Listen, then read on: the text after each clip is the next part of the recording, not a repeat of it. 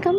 তো আজকে 31 ডিসেম্বর 2025। তো আজকে থেকে আমি চেষ্টা করব রেগুলার ব্লগ করার এবং ভিডিও দেওয়ার, তোমাদের সাথে শেয়ার করার। আর এখন বাজে বেলা 12টা। তো সব কাজ বাজ সেরে আজকে ফ্রেশ হয়ে নিয়েছি, ফ্রেশ বলতে স্নান করে নিয়েছি। এবারে করবো পুজোর পর গুতুকে খাওয়াবো। আর গুতু স্নান হয়ে গেছে, গুতুকে খাওয়ানোর পর একটু ছাদে নিয়ে যাব, দিয়ে এসে আমি রাতের ডিনারের রান্নাটা সেরে ফেলবো। ভাবছি আজকে কিছু একটা হেলদির মধ্যে টেস্টি কিছু খাওয়া যাক। তো আমি জানি না কতটা সাকসেসফুল হব, বিকজ আমি বরাবরই না খাবারে তেলটা খুব বেশি ইউজ করে ফেলি। মানে ওই ছোটোবেলা থেকে রসিয়ে কষিয়ে আমার হাতে খড়ি তো বাবার কাছে রান্না করার জন্য। তো মানে রান্না আমি শিখেছি আমার বাবার থেকেই। আর সেরকম রসিয়ে কষিয়ে কীভাবে মানে বাবা খেত সেই জিনিসটা অনেকটা এসে গেছে। বাট এখন এই মানে এখনকার এই বিজি এবং ভীষণ হেক্ট্রিক লাইফে যদি এত রসিয়ে কষিয়ে খাই তাহলে পটল তুলতে বেশি দেরি হবে না। সো তাই জন্য চেষ্টা করবো যে সামথিং ভেরি হেলদি অ্যান্ড অবশ্যই সেটা যাতে একটুখানি টেস্টিও হয়। তো চিকেন করব আর তোমাদের সাথে শেয়ার করব, ততক্ষণ দেখতে থাকো। দেখুন এরই ফাঁকে চলে এসছে আমার ডিল শেয়ার থেকে আমার এই মাসের রেশনের সব জিনিসপত্র। তো যেহেতু নিউ ইয়ার একটা সেল চলছিল, তাড়াহুড়ো করেই অর্ডার করে দিয়েছি। ইউজুয়ালি আমি 7 তারিখের পরেই অর্ডার করি, বাট 31স্টের জন্য একটা খুব ভালো মানে ইয়ার এন্ডিং অ্যান্ড ইয়ার স্টার্টিংয়ের একটা ভালো অফার চলছিল, যেখানে আমার অনেকটা টাকাই সেভ হয়েছে। তো এত ঠান্ডা দুপুরবেলাতেও দাদা পুরো মাথা থেকে পা অবধি ঢেকে এসছে। আর এখানে আমি কিছু গ্রসারি নিয়ে নিয়েছি। তো এইটা একদিন তোমাদের সাথে শেয়ার করব। এই ডিল শেয়ারটা যারা কলকাতা ওয়েস্ট বেঙ্গলে থাকো, এই অ্যাপটা এখন খুবই চলছে এবং সব জায়গায় অ্যাভেলেবেল। তো এরা অনেকটাই অ্যামাজন বা ইনস্টামার্ট, মিশো এদের থেকে অনেকটাই ডিসকাউন্টে জিনিসপত্র দেয় এবং ভালো জিনিসপত্র দেয়। আজকে এত ঠান্ডা পড়েছে আর গপুকে দেখো একদম জড়সড় হয়ে গেছে। আর এই হলো আমার মা, আমার গৃহলক্ষ্মী, আর এই যে আমার সোনা বাবা। অনেক মানে বিয়ের পরপরই একদম ছোট্টবেলায় রাত্রির বেলায় এসে আর দরজায় কলিং বেল বাজিয়েছিল, বলেছিল মা দরজা খোলো, খুব ঠান্ডা লাগছে, সবাই তাই বলে। তো যাই হোক, গোপালের মুখটা শুধু দেখো, ও কাঁচু মাচু হয়ে গেছে, এত ঠান্ডা। আর এই আমার হনুমানজি, আর এই আমার লোকনাথ বাবা, আর এই যে চিনতে পারছো একটু কালারটা ফেড হয়ে গেছে, এটা আমি অনলাইন থেকেই নিয়েছিলাম, কামধনু গাই। যাই হোক, তো উপরে আছে আমার জগন্নাথ দেব। জিনিস করতে গেলে ভগবানের আশীর্বাদটা সবসময় মাথায় থাকা দরকার, বড়দের আশীর্বাদটাও থাকা দরকার। তাই নতুন জিনিসটা যেই মাত্র হাতে পেয়েছি, গোপাল এবং আমার মাকে একটু ছুঁয়ে নিচ্ছি।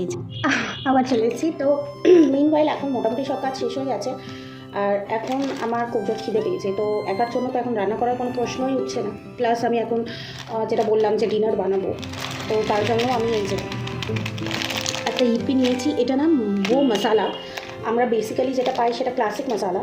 তো ওটার মধ্যে কিছু ডিহাইড্রেটেড ভেজিস থাকে বলে হয়তো সেটা ইপিটা অনেকটা হাইপ করেছে, বাট আমার এই ফ্লেভারটা বেশ ভালো লেগেছে। আর ফার্স্ট যখন ইপি লঞ্চ করেছিল তখন এই দুটো ফ্লেভারই পাওয়া যেত, বাট এখন পাওয়া যায় না। এটা আমি ইনস্টামার্ট থেকে অর্ডার করেছি, আর এটা আমি খাই, মাঝে মাঝে খাই, মানে আমি এটা অর্ডার করে রাখি।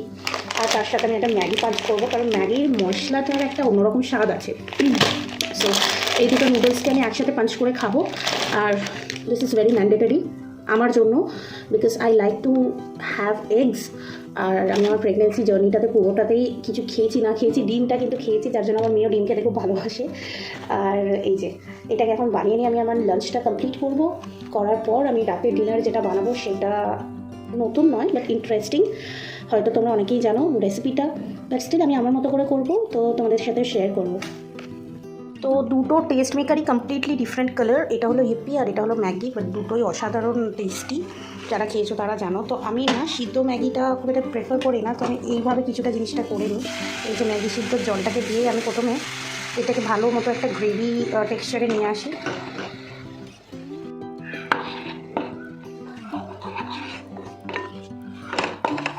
সেই বিষয়টা কী হয়, মশলাটা ভালো করে তৈরিও হয়ে যায়। তো এই গ্রেভি টেক্সচারটা আসার পর আমি বাকি নুডলসটাকে অ্যাড করে দিয়ে দিই।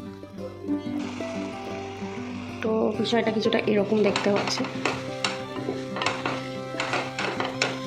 এতে না ফ্লেভারটা আরও বেশি এনহ্যান্স হয়ে যায়, অনেকেই এরকম করো, তো তোমরা জানবে। ব্যাস রেডি আমার লাঞ্চ। তো গরম গরম একটা ডিম পোচের সাথে আমি প্লেটিংটা করে নেব। তো আমি এই গরম গরম একদম ধোয়া ওটা, দেখতেই পাচ্ছ ধোয়া উঠছে, ধোয়া ওটা ম্যাগিটাকে এনজয় করি এই শীতের দুপুরে। আর তোমরা কে কী খাচ্ছ আজকে 31 ডিসেম্বর? অনেকেরই তো ফিস্টের প্ল্যান থাকে, আমাদেরও থাকতো আগে যখন আমার বন্ধুরা ছিল, বাট কাজের সূত্রে এখন সবাই বাইরে, তো সেইভাবে আর সেলিব্রেট করা হয় না।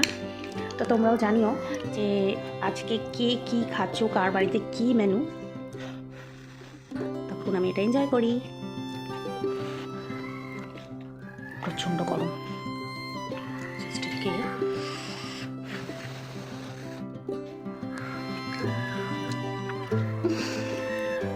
চলো খেয়ে দিয়ে দেখা হচ্ছে।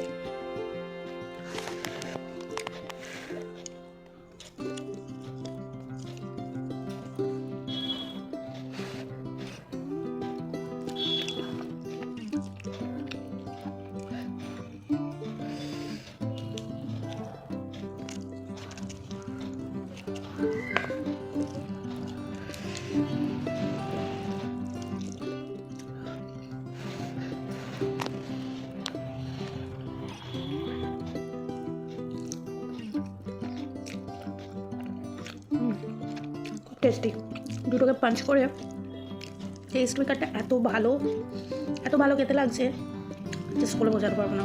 Simple and tasty but unhealthy. তো তারপরে বিকেলটা শুরু করলাম এক কাপ গরম চা দিয়ে, কম্বলের ভেতর থেকে বেরিয়ে। আর একটু গাটা গরম না করলে বিশ্বাস করো শরীরটা যেন একদমই চলতে চায় না, তাই চাটা মাস্ট। অনেকবারই খাওয়া হয়ে যায়, তবে নতুন বছর থেকে ভাবছি একটু দুধ চা খাওয়াটা কমিয়ে দেবো। বেসিক্যালি আমি অতটাও খাই না, যাই হোক। তো চলো রাতের ডিনারটা রেডি করে নিই। এখানে কিন্তু আমি বোনলেস চিকেন নিয়ে নিয়েছি, ম্যারিনেশনের জন্য বসিয়ে দিচ্ছি নুন, গোলমরিচ। আমি এভারেস্টের গোলমরিচটা ব্যবহার করি আর নিজেই রোস্ট করে রাখি, বাট ছিল না, সানরাইজটা করি না, ওটা ভীষণ বেশি পাউডার আর সেন্টও নেই, মানে ফ্লেভারটাও খুব কম। আর একটু আদা রসুনের পেস্ট আর এক টুকরো লেবু, তেল আর ময়দা দিয়ে একটু ম্যারিনেট করে রাখতে হবে। তো আদা রসুনের পেস্টটা তোমরা হাতেও বানাতে পারো, আমার কাছে সময় থাকে না তাই আমি একটু রেডিমেড ইউজ করে নিই, উইচ ইজ ভেরি আনহেলদি আরও একবার, বাট কিছু করার নেই। তো অল্প একটু তেল নিয়ে তোমরা এটা ডিপ ফ্রাইও করতে পারো। আমি এখানে শ্যালো ফ্রাই করেছিলাম, আমার মনে হয় চিকেনটাকে ভালো করে ম্যারিনেট করে শ্যালো ফ্রাই করলে তার ময়েশ্চারটা ইনলক থাকে, তো আমি এটা শ্যালো ফ্রাই করেছিলাম।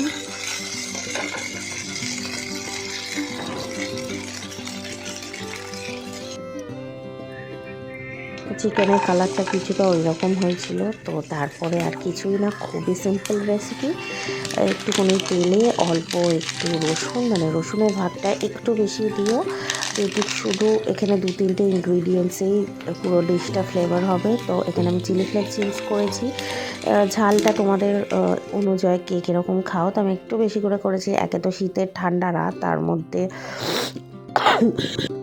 মধ্যে আবার চিকেন রান্না করছি। তো যাই হোক, তারপরে 2 চামচের মতন, মানে চিকেনের মেজারমেন্ট অনুযায়ী তোমরা ময়দাটা নিও। 2 চামচের মতো ময়দা বা কর্নফ্লাওয়ার, যেটা অ্যাভেলেবেল থাকে। ময়দাটা আনহেলদি, কর্নফ্লাওয়ারটাও তাই, বাট আমার কাছে কর্নফ্লাওয়ার ছিল না, আমি ময়দা দিয়ে। এটাকে কিন্তু ভালো করে ভেজে নিতে হবে। আরও একটা কথা, এটা আমি হোয়াইট অয়েল ইউজ করছি।